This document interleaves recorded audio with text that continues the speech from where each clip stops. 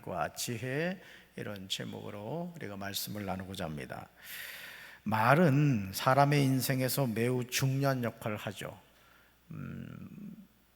말 한마디에 천냥빚을 갚는다. 이건 오늘 우리의 삶에도 여전히 이루어지고 있는 일이죠. 그런데 많은 사람이 축복의 말보다는 사람들을 쓰러뜨리는 저주와 악독의 말을 더 많이 사용합니다. 여러분 어떠세요? 여러분 하루 살면서 어떤 말을 많이 하시는 것 같아요? 축복의 말을 많이 하십니까? 아니면 악독한 말, 저주의 말을 많이 하십니까? 이러한 인간의 연약함을 인지한 야고보서 저자는 오늘 본문에서 혀가 가진 위험성에 대해서 강조하면서 말하는 사람의 책임성을 피력하고 있습니다. 우리 윤석열 대통령도 용산으로 이제 대통령실을 옮기면서 참 좋은 의도였던 것 같아요. 매일매일 아침에 출근하면서 기자들의 질문을 듣고 그 질문에 대해서 이렇게 대답을 해주는, 이 소통하려고 하는 이제 그런 부분은 참 좋았는데, 문제는 그것이 어떤 대통령실에서 보좌관들하고의 어떤 심사숙고에서 나온 어떤 게 아니라 자신이 생각하는 거를 그냥 거르지도 않고 막 얘기를 해버리니까 그 보좌진들이 그 수습하느라고 막 정신을 못 차리게 되는 이제 그런 모습을 보게 되죠. 여러분, 말에 실수가 없도록 잘 제어하는 사람이 온전한 사람이라고 말을 합니다. 그래서 실수를 많이 안 하려면 말을 적게 하면 돼요. 그래서 평소에 지퍼를 좀 비싼 거를 이렇게 해서 찍 하고 꼭 필요한 말 외에는 불필요한 말은 안 하는 게 말의 실수를 하지 않는 그런 비결 가운데 하나인 것 같습니다. 우리 질문 볼까요? 야고보가 말하는 바른 언어 생활을 하려면 어떻게 해야 할까요? 라는 거예요. 자, 첫째, 같이 읽습니다.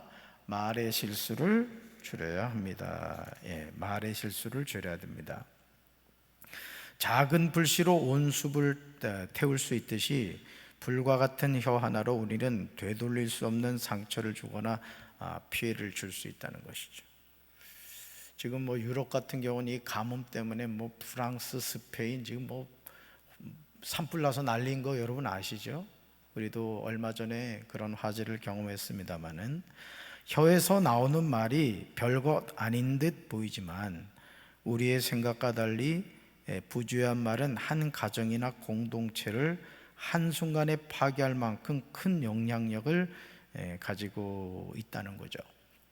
실제 그렇다고 합니다. 실제 제가 기억하기로는 성당에서는 아이들이 신부님을 도와서 이렇게 성찬이나 이런 거 할 때 돕는 역할을 하는 아이들이 있어요. 그죠? 꼬맹이들이. 그걸 복사라고 하나 아마 그럴 거예요. 그런데 그거를 이제 돕는 아이가 있었는데, 한 아이가 어쩌다가 이제 그거를 실수를 해가지고 그릇을 떨어뜨렸다는 거예요. 그랬더니 이 신부님이 좀 속상한 일이 있었는지 그 아이를 거의 저주에 가깝게 막 책망하면서 그렇게 꾸짖었다는 겁니다. 그리고 또 한 아이도 이제 그런 실수를 했는데, 이 신부님은 그 아이를 대할 때 다치진 않았니? 하면서 이렇게 위로를 해줬다는 것이죠. 근데 그 책망을 듣고 막 저주에 가까운 말을 들은 아이는 그 길로 이제 성당을 떠났는데, 나중에 그가 아주 엄청난 독재자가 됐다는 거예요. 수많은 사람을 죽이는 그런 역할을 했고, 칭찬이 아니라 위로받았던 아이는 아주 훌륭한 문학가가 되었다. 이제 그런 이야기를 제가 들었던 기억이 납니다. 그러니까 똑같은 상황에서도 그 상황에 대해서 어떻게 말하느냐에 따라서 그 아이의 뭐가 결정된다? 미래가 결정된다라는 것이죠. 악한 말이 불의한 일을 만드는 겁니다. 그래서 여러분, 우리의 생각과 달리 부주의한 말은 한 가정이나 공동체를 한순간에 파괴할 만큼 큰 영향력을 가지고 있다는 거예요. 그러니까 여러분, 가정이 잘 되려면은 가정의 공동체인 가족들이 말을 잘해야 되는 거예요. 말을. 그래서 서로를 세워주는 말을 하고, 남편은 아내를, 아내는 남편을 부모는 자녀를, 자녀는 부모님을 서로 존중하면서 세워주는 그런 가정이 돼야 된다는 거예요. 할렐루야. 이 교회도 마찬가지입니다. 여러분, 교회도요, 교회가 이렇게 쌈박질을 많이 하고 그냥 말이 많은 교회가 있어요. 이 특별히 역사가 오래된 교회 같은 경우에는 그런 어떤 그 영적인 좋지 않는 흐름이 있어요. 그래가지고 아주 이 말로써 이 사람들을 이렇게 시험 들게 하고 상처를 주는 그런 교회들이 많이 있습니다. 그래서 교회가 부흥하려면 뭐가 바뀌어야 되느냐? 담임 목사의 말이 믿음의 말이 돼야 되고, 우리 중직자들과 성도들의 말이 믿음의 말이 돼야 돼요. 할렐루야.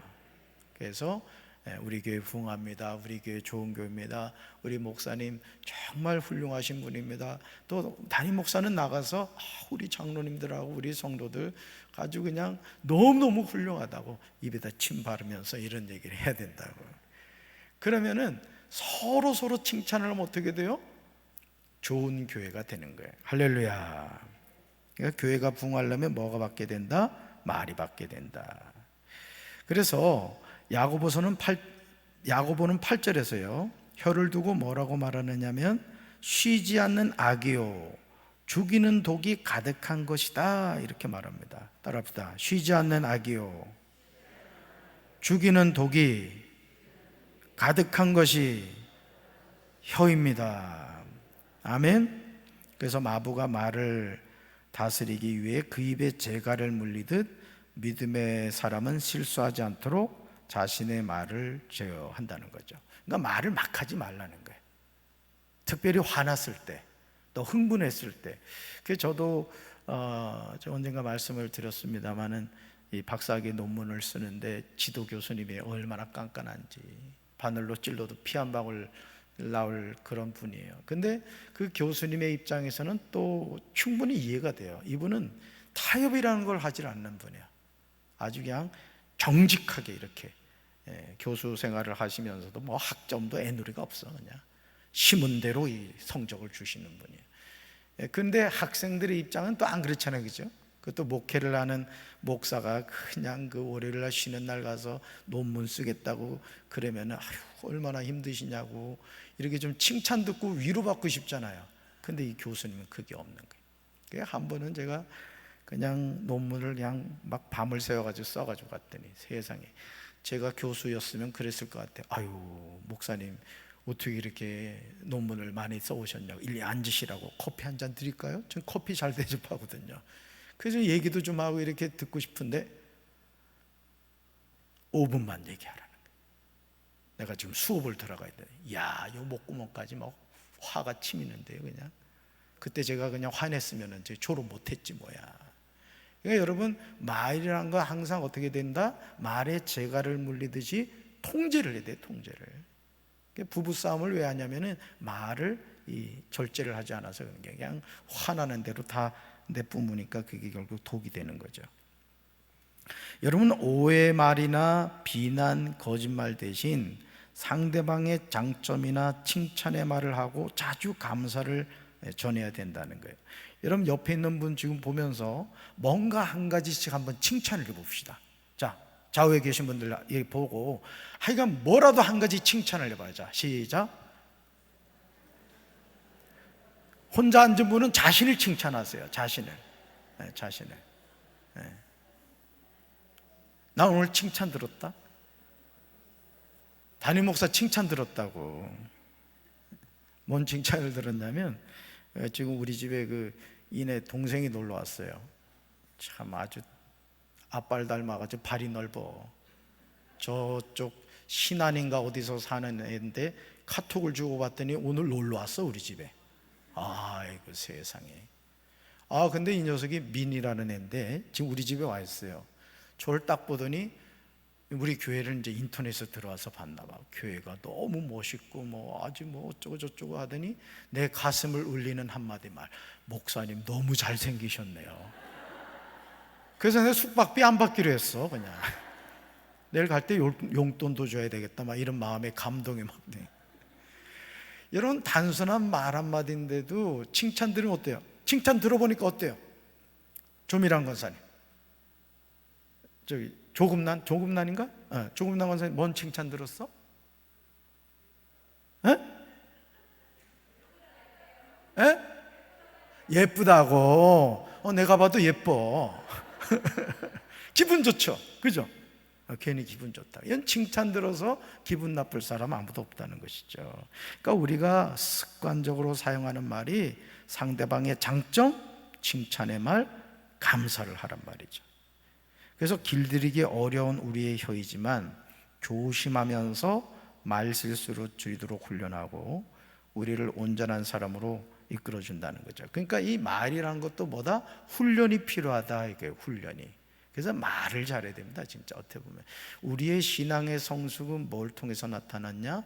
말을 통해 나타나는 거예요. 아멘. 그래서 속회에서나 선교에서나 어떤 모임에서든지 믿음의 말을 해야 됩니다.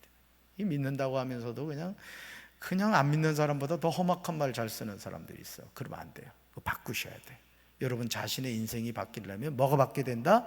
말이 바뀌어야 된다. 자, 둘째 볼까요? 야고보가 말하는 바른 어로 생활을 하려면 어떻게 할까요? 둘째가 찍습니다. 말은 한결같아야 합니다. 아멘. 예수님은 맹세가 아닌 예할 것은 예하고 아니요 할 것은 아니요 하라고 마태복음 5장 37절에서 가르치셨어요. 언어의 이중생활을 하며 가식적으로 사는 우리의 연약함을 잘 아셨기 때문이죠. 그래서 제가 우리 전도사님들한테도 늘 당부하는 게 뭐냐면은 정직해라, 이 얘기를 많이 합니다. 그리고 어떤 사역을 하다가 실수를 했을 경우에는 그걸 숨기려고 하지 말고 변명하려고 하지 말고, 목사님 제가 이렇게 하려고 했는데 이런 일이 생겼습니다, 그렇게 얘기하라고 제가 꼭 얘기합니다. 그리고 제가 주일마다 주간 보고서를 받아요. 궁금한 분은 목양실로 오세요. 보여드릴 테니까. 그 주간 보고서에 이제 담임 목사한테 이제 쓰는 거지, 이야기하고 싶은 것을. 그 마찬가지라는 것이죠. 여러분, 우리가 이 언어의 이중생활을 잘하는 사람들이 있어요. 이게 특히 마귀과에 속한 사람들이 그렇습니다. 여기에서는 이렇게 얘기하고 저기에서는 저렇게 얘기하고 또 저기 가서는 또 그렇게 얘기를 하는 거예요. 말이 자꾸 바뀌는 사람들이 있어요. 이러면 안 돼요. 특히 말을 이렇게, 요즘 우리가 이 스마트폰을 씁니다만, 이 스마트폰의 가장 큰 문제점이 뭐냐면 이 SNS란 말이에요. 댓글 다는 거. 알지도 못하면서 그냥 막 상대방을 말로써 낱말로써 막 가지고 그냥 매도해 버리죠. 가짜뉴스 특히나. 그런 거 여러분이 이제 조심하셔야 돼요. 말을 옮기지 마셔야 됩니다. 말을. 아멘. 제가 여러분들한테 계속 당부드리는 거예요. 그래서 제가 다시 말씀드립니다. 자, 김 집사가 김새는 얘기를 나한테 했어요. 그러면 그 이야기를 나에게서 다음 박 집사한테로 가지 말라는 얘기예요. 그리고 나에게 부정적인, 좋지 않은 얘기, 불신앙적인 얘기, 예를 들어서 어느 누군가에 대한 좋지 않은 얘기를 하는 경우가 있거든요. 그러면 여러분 어떻게 하라 그랬어요? 김 집사님, 다시는 저에게 그런 얘기 하지 마세요 하고 딱 차단을 해버려야 됩니다. 아멘. 거기에다 살을 붙여가지고 또 이거 있잖아, 박 집사한테 많은 얘기야, 이거 비밀이다. 그럼 다음에 박 집사는 뭐라고 얘기하냐면, 김 집사가 비밀이라고 당부했던 거 너한테 얘기하는 거야, 그것까지 전한다. 그럼 나중에 어떻게 돼요? 한 사람이 죽었는데 만 사람이 죽었다는 얘기가 되는 거예요. 이게 말이라는 게 이제 그렇다는 것이죠.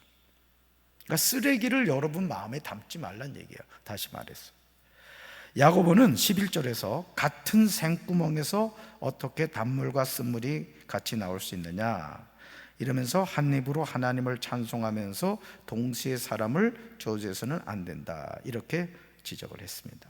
바울도 에베소서 4장 29절에서요, 무릇 더러운 말은 너희 입 밖에도 내지 말고 오직 덕을 세우는데 사용되는 대로 선한 말을 하여 듣는 자들에게 은혜를 끼치게 하라. 아멘. 그러니까 더러운 말은 뭐 한다? 입 밖에도 내지 말라는 거예요. 은혜로운 말만 하는 게 은혜로운 말, 선한 말을 하라는 거예요.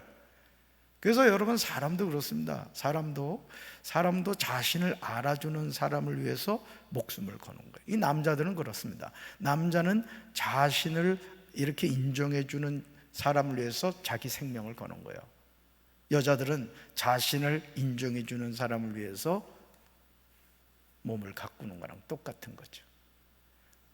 그러니까 여러분들이 항상 이런 언어 생활에 있어서 자신이 지금 부정적인 말을 많이 하고 있느냐, 긍정적인 말을 하고 있느냐를 자신을 늘 점검하라면, 힘들고 어려울수록 됩니다. 내 인생은 복 받습니다. 우리 가정은 됩니다. 자꾸 믿음의 말을 하라고.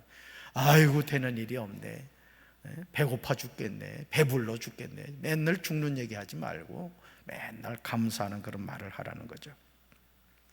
살면서 한 입으로 쓴물과 단물을 동시에 내지 않도록 주의해야 된다. 특히 그리스도인인 우리는 예수님처럼 한결같은 말로 삶의 갈증을 느끼는 사람들에게 생수가 되어야 된다. 여러분 목마를 때 시원한 물 마신 그 경험 있죠?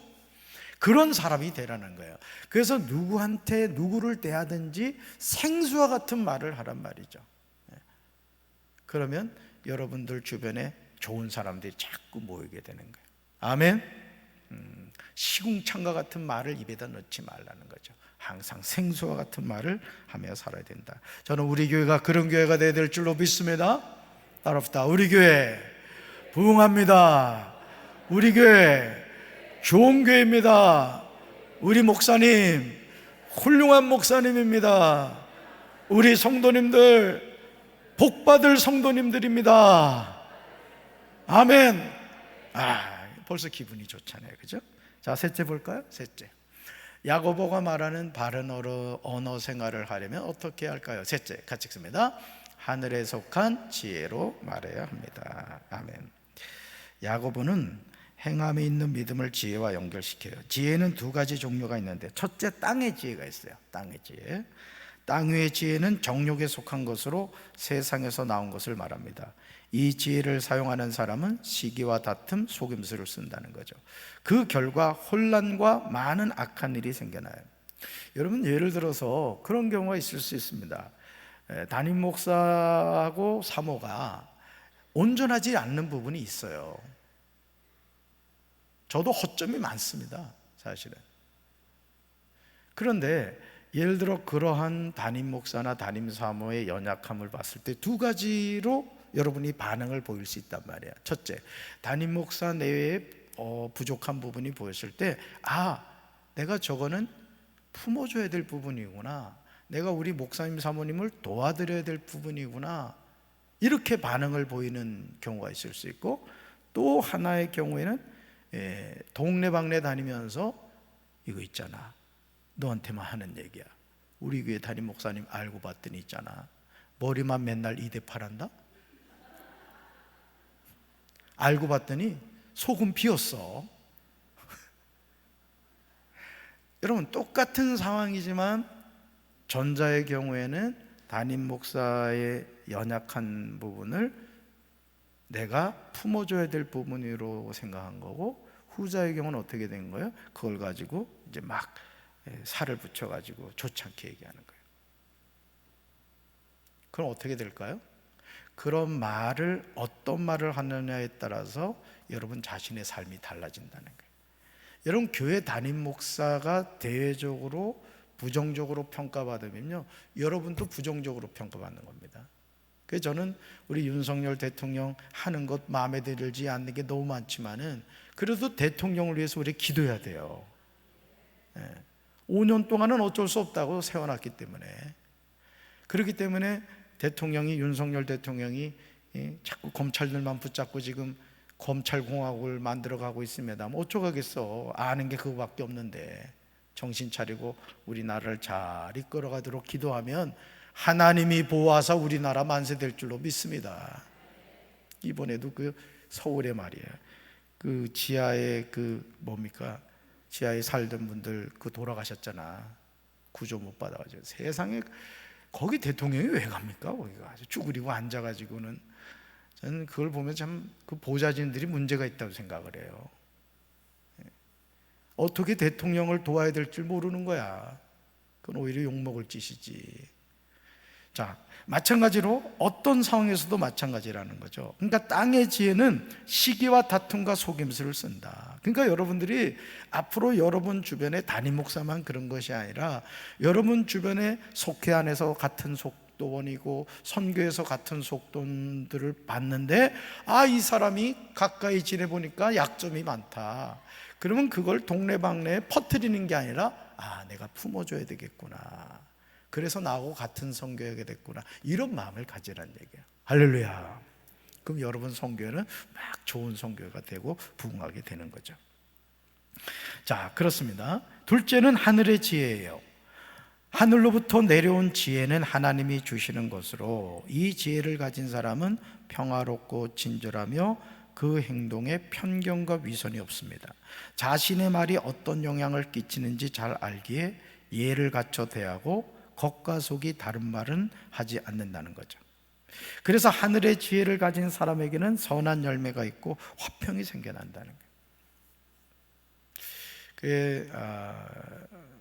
제가 아는 원로 장로님, 홍성에서 이렇게 목회를 할 때 어머니 같이 여기도 몇 번 오셨는데 그 장로님하고 이렇게 통화를 하는 가운데 며칠 전에 그런 말씀을 하시더라고요. 어머니에 대한 말씀을 하시더라고요. 어머니. 지금 그 장로님 90세시거든요 어머니에 대한 얘기를 하시는데 그 얘기를 하시는 거예요. 뭔 얘기를 하시냐면, 그 친구들 가운데도 다 좋은 친구들만 있는 게 아니잖아요. 좀 불량 친구들이 있잖아요, 그죠? 그런데도 불구하고 그 장로님 어머님이 뭐라고 말씀하시냐 하면은, 그 아이들이 그렇게 너에게 대한다 할지라도 너는 그들에게 똑같이 대하지 말아라, 이렇게 얘기를 해주셨다는 거예요. 그리고 자녀들에게 화를 내거나 이렇게 하지 않고 항상 이렇게 품어주신 좋은 어머니셨다, 그 얘기를 하시더라고요. 그러니까 오늘 우리가 하나님을 섬기는 자녀로서도 마찬가지라는 거죠. 하늘의 지혜를 가진 사람에게는 선한 열매가 있고 화평이 생겨난다. 그러니까 자녀들에게도요, 축복의 말을 해주십시오. 아멘. 그러니까 자녀들에게, 우리 부모는 그렇잖아요. 좋은 대학 보내고 좋은 직장에 취업했으면 하고 또 장가 시집 잘 갔으면 하는 게 우리 간절한 바람이라고. 근데 여러분, 사실 가만히 돌이켜보세요. 여러분이 자녀의 입장으로 다시 돌아가 보세요. 그러면 부모에게 여러분이 가장 얻고 싶은 게 뭐였을까요? 돈을 바리바리 싸주는 거? 나를 좋은 대학에 보내주는 거? 나에게 집을 사주고 차를 사주는 거? 그건 너무 늦어요, 사실은. 가만히 생각해 보면 어떻게 보면 부모인 우리가 자녀에게 줘야 될 가장 큰 선물은 뭐냐면 축복입니다. 축복. 근데 그 축복이 뭘 통해 주어지느냐? 말을 통해서 주어진다는 거예요. 사실은 우리가 자녀들을 자꾸 이 말로서 죽이거든요. 길을 죽입니다. 근데 말로서 너는 뭐든지 될 수 있다, 하나님이 너와 함께 하신다, 우리가 이 믿음의 말을 통해 그 아이의 간이 커지게 해야 된단 말이에요. 그래서 어떤 상황에서도 하나님이 나와 함께 하신다, 이런 믿음을 가지고 아이들이 살아가면요, 어떤 상황에서도 승리하게 된다는 거죠. 저는 우리 사랑하는 성도 여러분들이 아직도 늦지 않았어요. 내일 하나님의 부름을 받는다 할지라도 지금부터라도 자녀들에게 말 한마디를 할 때 믿음의 말, 축복의 말, 은혜의 말 해주시기 바랍니다. 아멘. 그게 아이들의 상처를 치유해주는 능력이 된다는 거죠. 말은 그 사람의 인격을 그대로 드러낼 뿐 아니라 다른 이들의 삶에도 많은 영향을 끼치게 되는 거예요. 그래서 바른 언어 생활이 필요합니다. 오늘 내가 하는 말이 타인에게 용기와 희망과 능력을 주고 있는지 살펴보면서 주의해야 돼요. 성도는 하늘의 지혜로 선한 말을 사용해 깨어진 관계를 회복시키는 은혜를 끼쳐야 되는 거예요. 그러니까 여러분들이 속회에서나 선교에서나 어디서나 여러분이 들어가는 석회나 성계나 어떤 모임이든지 여러분이 아주 강력 접착제가 되시길 바라요. 아멘. 서로의 관계를 잘 맺어주는 영적인 중매인이 되라고. 근데 어떤 사람은 들어가기만 하면 분열시키는 은사가 있는 분들이 있어. 아주 마귀적인 거야. 그러면 안 돼요. 특히 언어 생활로 그럴 경우가 많습니다. 앞으로는 여러분이 말 한마디를 하더라도 항상 성령에게 붙잡힘 받으셔서 믿음의 말 하시기 바라요. 할렐루야. 말씀 행하기 볼까요? 묵상 질문. 첫 번째, 자주 하는 말 실수는 무엇입니까? 1절과 2절 읽어볼까요? 내 형제들아, 너희는 선생된 우리가 더 큰 심판을 받을 줄 알고 선생이 많이 되지 말라. 우리가 다 실수가 많으니 만일 말에 실수가 없는 자라면 곧 온전한 사람이라. 능히 온몸도 굴레 씌우리라. 아멘. 우리가 실수 많이 하죠. 특히 이 말에 실수를 많이 하는데, 이 말에 실수가 없도록 해야 된다. 그러니까 가급적이면 꼭 필요한 말만 하십시오. 그게 중요해요. 그리고 말을 할 때는 무조건 축복하는 말을 하세요. 은혜의 말, 믿음의 말을 하라는 거예요. 긍정의 말을 하라는 거예요. 안 될수록 그러셔야 돼요. 안 될수록. 하나님이 역사하실 줄로 믿습니다. 자, 두 번째 볼까요? 한 가지 사실을 각각 다르게 이야기한 적이 있습니까? 이거예요. 10절 같이 읽습니다. 한 입에서 찬송과 저주가 나오는도다. 내 형제들아, 이것이 마땅하지 아니하니라. 아멘. 똑같은 한 입인데 찬송과 저주가 나온다는 거예요. 그러니까 어떤 상황을 바라보더라도 그 상황을 믿음의 눈으로 바라보는 사람이 있고 불신앙의 눈으로 바라보는 사람이 있다는 거예요. 그러니까 여러분들이 이게 참 중요합니다. 그러니까 이왕이면 어떤 말을 해야 되겠어요? 믿음의 말을 해야 돼요. 믿음의 말. 항상 그러니까 좋은 말만 하세요. 좋은 말만. 여러분 스스로가. 아시겠죠? 세 번째 볼까요? 나는 평화를 이루는 선한 말을 하고 있습니까? 17절과 18절 읽습니다.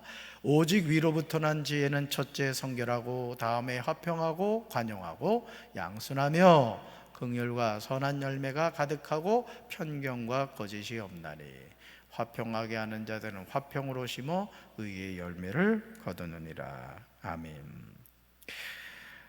저도 이렇게 목회를 지금 30년 넘게 이렇게 하고 있습니다만은 아주 기도는 청산유수로 잘하는데 이거 아주 습관적으로 이 말로써 죄를 짓는 사람을 제가 많이 봤어요.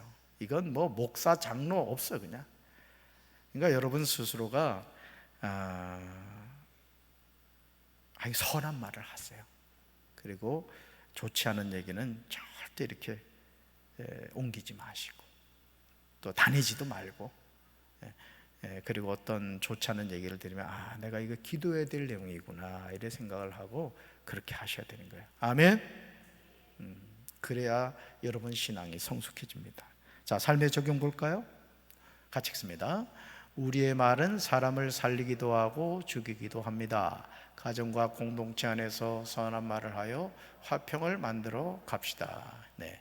보세요. 우리의 말은 사람을 살리기도 하고 죽이기도 한다는 거예요. 얼마나 무섭습니까? 내가 사용하는 말이 한 사람을 살리고 죽이는 그런 역할을 한다. 여러분, 어젠가요? 그 뉴스에 봤더니 세상에 그 한강에서 말이죠, 기사분이 버스를 타고 가다가, 여러분 그 한강 위에 버스 타고 가다가 버스 멈추면 안 되잖아요. 근데 이분의 눈에 딱 어떤 상황이 보였냐면 어떤 여자분이 한강으로 뛰어들려고 하는 거야.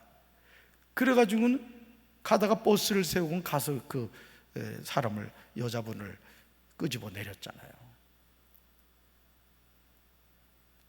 누가 그 일을 하라고 했냐 말이에요. 그랬더니 또 버스 안에 있던 그 승객분들도 훌륭하더라고. 112에 전화해가지고 서로 이렇게 한 거야. 여러분, 이게 얼마나 큰 역할입니까? 그러니까 여러분, 정말 사람을 살리고 죽이는 게 이 말이라는 게 말이라는 거. 저는 우리 성도 여러분, 저도 그렇고 여러분도 그렇고 우리 아주 좋은 말만 합시다. 아멘. 그리고 가정과 공동체 안에서는 마찬가지예요. 우리 아내분들 바가지만 긁지 말고 남편 칭찬 좀 하라고. 칭찬 좀. 그 민이 와가지고 목사님 잘생기셨네. 내 이 말 받고 은혜 받았다니까. 세상에. 알고는 있었지만 또 들으니까 또 기분 좋더라. 그러니까 여러분들이 서로 좋은 말 하셔야 돼. 아멘. 또 남편도 아내에 대해서 맨날 식은 밥 주더라도 식은 밥 주시는 얼마나 수고하십니까? 우리 집 얘기야. 칭찬해야지. 서로 뭐 해라. 오늘 저녁에 아무래도 곡소리 날 것 같아. 그래서 화평을 만들어 가잖아요. 우리 교도 마찬가지예요. 연약함이 보일 때 막 이래도 불평하지 말고, 아, 이건 내가 해야 될 일이구나 이래 생각하고 서로 이렇게 협력하면은 좋은 교회가 되고 좋은 가정이 되고 우리나라도 좋은 나라 되는 거예요. 아멘. 그런 교회가 됩시다. 그런 가정이 되어야 될 줄로 믿습니다. 우리